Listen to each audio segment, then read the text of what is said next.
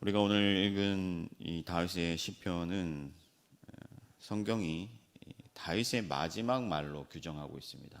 다윗이 마지막으로 한 말이다. 그래서 우리가 이 오늘 읽은 시편을 다윗의 유언이나 혹은 숨지기 직전에 남긴 말이라고 생각하기가 쉽습니다. 그런데 본문을 보시면 이는 다윗의 고백이자 시편이지 유언이 아닙니다.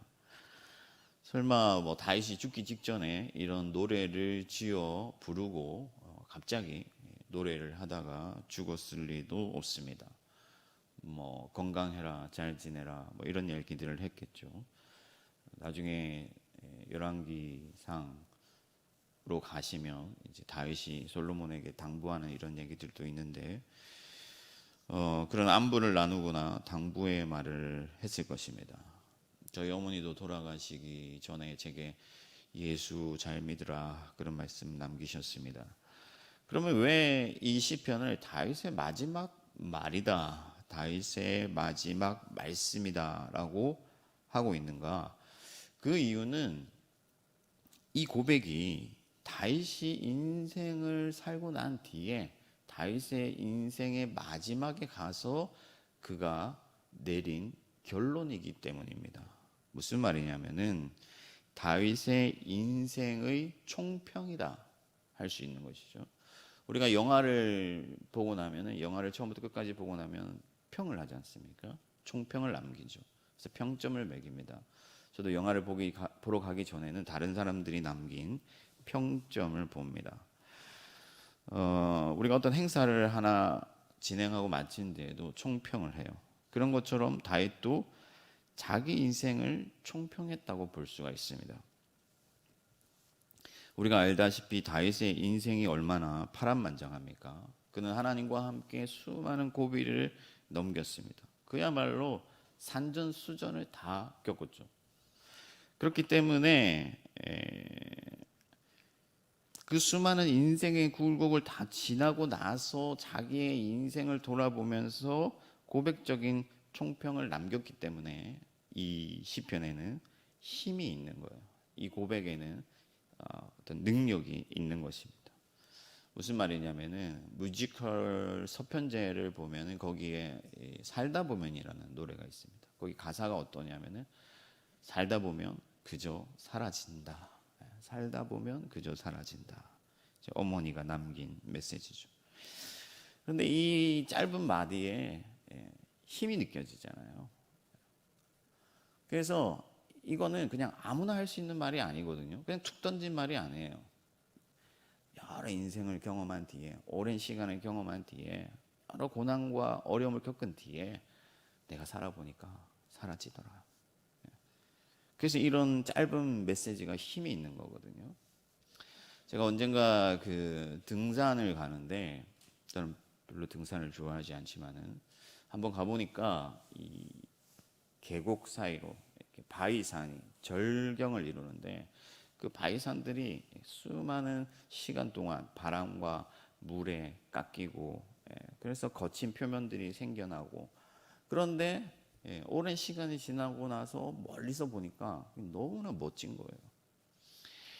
그런 것처럼 다윗의 인생은 굴곡지고 뭔가 어려움이 많았고 고통이 많았고 고난이 있었지만은 하나님께서 그 인생을 만지신 뒤에 그가 총평을 하는 순간에 되짚어 보니까 너무나 아름답고 너무나 멋진 것이죠. 그래서 우리가 이런 다윗의 힘 있는 마지막 총평의 메시지를 통해서 몇 가지 교훈을 얻을 수가 있는데 그 교훈들을 살펴보면서 우리의 마음에 새겨보고자 합니다. 첫째는 뭐냐? 하나님이 하셨다 하는 거예요. 하나님이 모든 것을 하셨다. 인생의 힘의 문제죠. 능력이 어디에 있는가?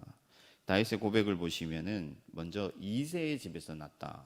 이새의 집에서 났다는 것은 무슨 말이냐면 그냥 평범한 목자다. 다윗이 원래 어린 목동이었죠. 아무것도 아니었습니다. 그저 평범한 삶을 살아가는 가운데 하나님께서 그를 뽑아서 높이 세우신 거죠. 그래서 시편을 보면은 옮겨 심겨진 나무, 시냇가에 심겨진 나무다. 그래서 원래는 들에 그냥 자라고 있는 나무였는데 그 나무를 하나님이 뽑아서 은혜의 시냇가에다가 심으신 것이죠. 그리고 하나님이 그에게 기름을 부으셔서 왕을 세워주셨습니다. 그리고 아름다운 노래, 그의 이스라엘의 아름다운 노래 잘하는 자로 삼으셔서 그에게 많은 시편을 짓도록 해주셨어요.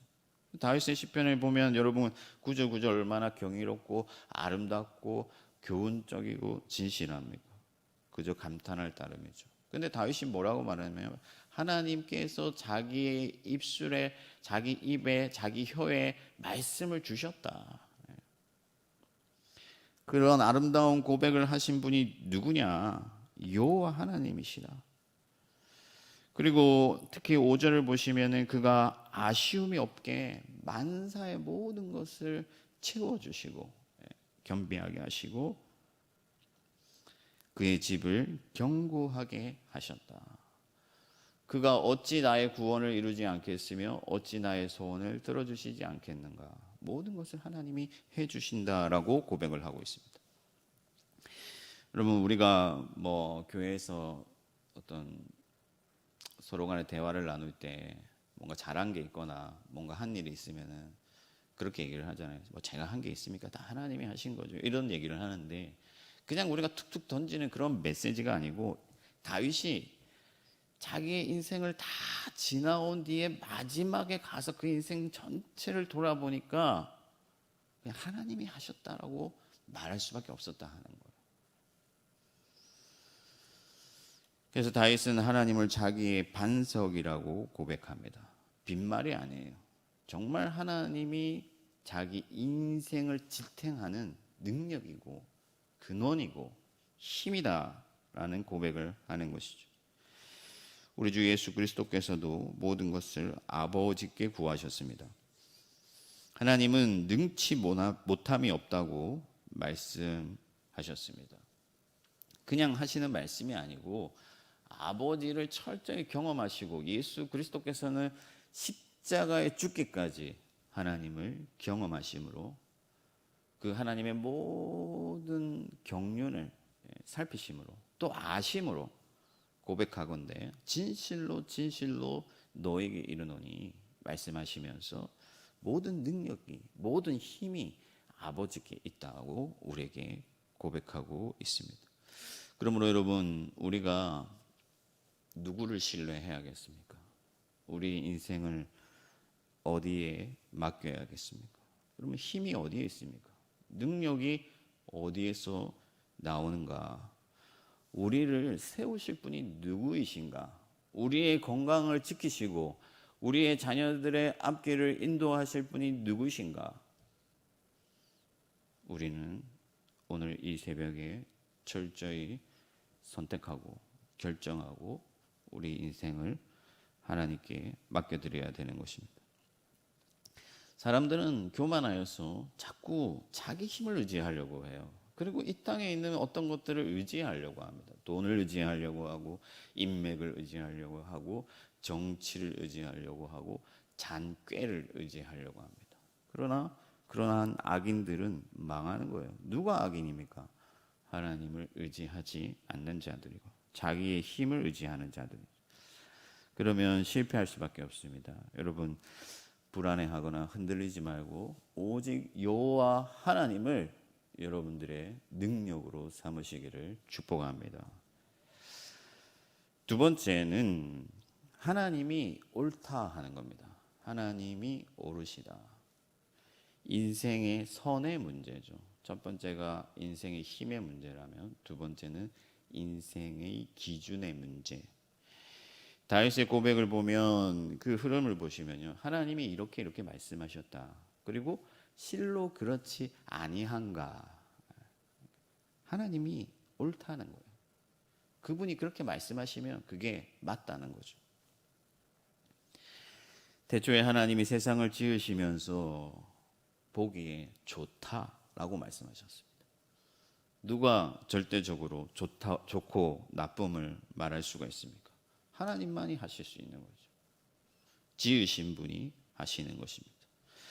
그래서 우리가 하나님의 공의로 다스리고 하나님을 기준 삼아서 정의와 그리고 공의를 행하고 여호와를 두려워함으로 하나님의 뜻을 따라서 세상을 다스리고 세상을 살아간다면 하나님도 우리를 옳다고 인정하여 주시고 의인 삼아 주시고 하나님의 영광을 주십니다. 그래서 하나님 안에서 살아가는 자들은 아침에 해의 빛과 같고 구름 없는 아침의 기운과 같고 비 내린 후에 광선으로 땅에서 솟아나는 새 풀과 같다. 그렇게 말씀하고 있는 거예요. 여러분들의 인생이 그러하다면 얼마나 아름답고 얼마나 순전하고 얼마나 맑고 얼마나 완전하겠습니까? 하나님이 그렇게 인정해 주신다 하는 거예요. 하나님을 기준 삼고 하나님의 길을 따르고 하나님의 공의를 행하면 여러분들이 진리가 되고 여러분들이 빛이 되고 여러분들이 소금이 되는 것입니다. 그래서 하나님은 율법을 통해 그의 선하신 뜻을 보이고 다윗은 율법을 철저히 지키고 따랐어요. 그래서 하나님 앞에서 순전하게 살고자 여호와의 뜻을 쫓아 살고자 그렇게 자기의 길을 걸어갔습니다. 그래서 하나님이 다윗을 향해서 다윗과 같이 정직한 자가 없다라고 그를 인정해 주시죠. 우리 주 예수 그리스도께서도 오직 하나님만이 선하시다고 말씀합니다. 그래서 자기의 뜻을 절대적으로 그분께 복종시키신 것이죠. 아버지께서 선하시고 옳으시기 때문에. 하나님은 이제 그리스도 안에서 자기의 선하신 뜻을 우리에게 명백히 보이셨습니다. 무엇이 옳은지 무엇이 나쁜 것인지 알게 하셨어요. 여러분들 우리가 몰라서 행하지 않는 것이 아닙니다. 하나님은 우리에게 보이셨고 우리는 그 하나님의 말씀과 진리를 우리의 인생의 기준으로 삼아야 돼요. 하나님이 가라 하시면 가고 하나님이 멈추라 하면 멈추고 하나님이 만지지 말라 하면 만지지 않고 하나님이 버리라 하면 버리는 거예요. 여러분 우리는 내 생각이 옳고 내 신념이 옳고 내가 경험한 것이 옳다라고 생각을 해요. 모든 것이 자기중심적입니다. 왜? 선악과를 먹었기 때문에. 선과 악을 내가 기준 삼는 것이죠. 그래서 우리는 나의 경험과 나의 지식과 나의 성향을 통해서 남들을 판단하고 자기의 길을 결정합니다. 그러나 그런 사람들은 절대로 옳다함을 인정받을 수가 없어요. 악인의 길은 망하는 것입니다. 누가 악한 자들입니까? 자기가 옳다 하는 자들이죠. 여러분 대학교 가서 시험 잘 치려면요 단 한 가지 기억하면 돼요. 뭐냐면 그 교수가 원하는 답이 뭔가 하는 거예요. 교수님이 기대하는 답이 뭔가에 따라서 그것을 써야 A+ 받을 수 있는 거죠. 하나님이 절대적 기준이고 하나님만이 선하시기 때문에 우리는 시대적 가치를 따라서 우리의 인생을 결정하는 것이 아니라 오직 하나님을 기준 삼아야 된다는 거예요. 여러분 시대가 바뀌면요 가치도 변합니다. 미의 기준도 변해요. 예전에 못 먹고 가난하던 시절에는 좀 통통하고 살이 오른 그런 여성분들이 예쁘다고 평가를 받았어요. 요즘은 정반대죠. 먹을 게 넘치다 보니까 다이어트해서 살을 뺀 사람들이 예쁘다고 합니다. 여러분 이렇게 세상은 시대를 살아가다 보면요 그때마다 다 기준이 달라요. 그러나 우리 하나님은 변하지 아니하시는 분이시죠. 오직 예수 그리스도와 같이 하나님의 나라와 의를 구하고 하나님이 기뻐하시는 그 길을 따라 걸어가므로 하나님께 옳다함을 인정받는 저와 여러분들이 되기를 축복합니다. 마지막 세 번째는 뭐냐면요 하나님께만 영광이 있다는 거예요. 하나님께만 영광이 있다. 인생의 가치의 문제, 보상의 문제죠. 우리가 무엇을 기대할 것인가. 다윗은 하나님이 자기를 높이 세우셨다고 말씀하고 있습니다. 그리고 그에게 영화로운 기름을 부으셔서 왕관을 주시죠. 아침에 빛과 같게 하시고 새풀과 같이 생명력이 넘치게 하십니다. 그리고 자기 왕실이 바로 그러하다라고 이렇게 고백을 하죠. 어떻게 보면 우리가 야 다윗이 참 교만하구나 그렇게 생각할 수 있지만은 오히려 정반대죠. 다윗이 인생을 살아보니까 오직 하나님께만 영광이 있고 하나님 안에 살았더니 하나님이 그러한 영광을 내게 주셨다라고 말씀하고 있는 겁니다. 그래서 다윗은 철저히 오히려 자기를 낮추는 삶을 살았습니다. 악인은 그렇지 않죠. 그들은 아무짝에 쓸모없게 되고 결국에는 불태워질 뿐입니다. 가치가 없어요. 썩어질 것들이고 버려질 것들입니다. 다윗은 여호와의 아름다움을 바라보고 하나님을 경외하고 사모했습니다. 그래서 나의 평생의 소원이 여호와의 뜰에 살면서 그 여호와의 아름다우심을 바라보는 것이다. 어떻게 그런 고백을 할 수가 있었습니까? 하나님을 철저히 경험함으로 하나님이 얼마나 존귀하고 하나님이 얼마나 아름답고 하나님이 얼마나 영광스러운 분이신가를 깨달았기 때문에 오직 여호와 하나님을 사모하면서 그 자신을 철저히 낮춘 거죠. 그래서 그는 악인의 장막에 사느니 주의 문지기로 살겠다. 적의 궁정에서 하루를 사는 것보다 주의 집에서 적의 궁정에서 첫날을 사는 것보다 주의 집에서 하루를 사는 것이 낫다. 그렇게 고백을 했습니다. 우리 주 예수 그리스도께서도 솔로몬의 모든 영광이 들에 핀 꽃 한 송이, 하나님이 지으신 그 꽃 한 송이보다 못하다 하면서 하나님의 영광이 얼마나 위대한지를 말씀하시고 하나님 앞에 복종하심으로 말미암아 하나님의 권세를 얻으셨습니다. 사랑하는 성도 여러분, 우리가 살아가다 보면요, 이 사모할 만한 것들이 많이 보입니다. 우리 눈에 참 저거 참 좋다, 내가 가졌으면 좋겠다. 제가 예전에 가르치는 청년이 지금 결혼을 해가지고 유럽 여행을 갔는데 제가 그 SNS로 어디를 다니는지 쭉 보고 있습니다. 근데 이제 명품 많잖아요, 유럽에 가면은. 그래서 그 명품 샵에 갔는데 너도 나도 막 쇼핑을 하는 거 보는데 자기가 잘 참았다, 기특하다 그런 글을 써놓은 걸 봤습니다. 여러분들, 남들이 다 사모하는 거, 추구하는 거, 가치 있다고 평가하는 거, 우리도 그렇게 평가하기가 쉽습니다. 그러나 그런 것들은 다 불에 꽂아갖고 썩어질 것들이고 없어질 것들이고 오직 하나님께만 영광이 있음을 믿으시기 바랍니다. 그래서 우리는 철저히 하나님을 사모해야 돼요. 여러분, 우리가 가진 것이 없어도, 이 땅에서 소유한 것이 없어도 결코 무가치하지 않습니다. 여러분들은 하나님의 영광을 옷 입은 자들인 줄 믿습니다.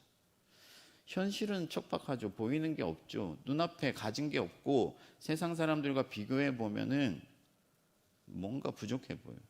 부족한 정도가 아니라 없어 보여요. 그러나 절대 그렇지 않다. 영의 눈을 뜨고 바라보시기 바랍니다. 다윗이 뭐 궁정에서 살고 또 뭐 다윗이 왕관을 쓰고 있으니까 자기가 영광스럽다라고 고백한 게 아니에요. 다윗은 그런 것들이 아무것도 아닙니다. 바알과 같이 배설물로 여긴다.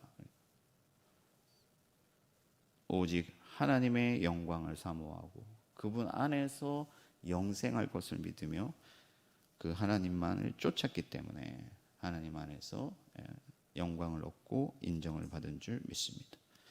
저와 여러분들이 다윗과 같이 오직 하나님만을 흠모함으로 하나님의 영광을 얻게 되기를 축복합니다. 사랑하는 성도 여러분, 여러분들의 마지막에 인생을 어떻게 종평하시겠습니까? 하나님만이 하신다, 하나님만이 옳다, 하나님께만 영광이 있다라고 고백해야 하지 않겠습니까? 다윗의 고백이 여러분의 고백이 되고 다윗의 믿음이 여러분의 믿음이 되기를 바랍니다.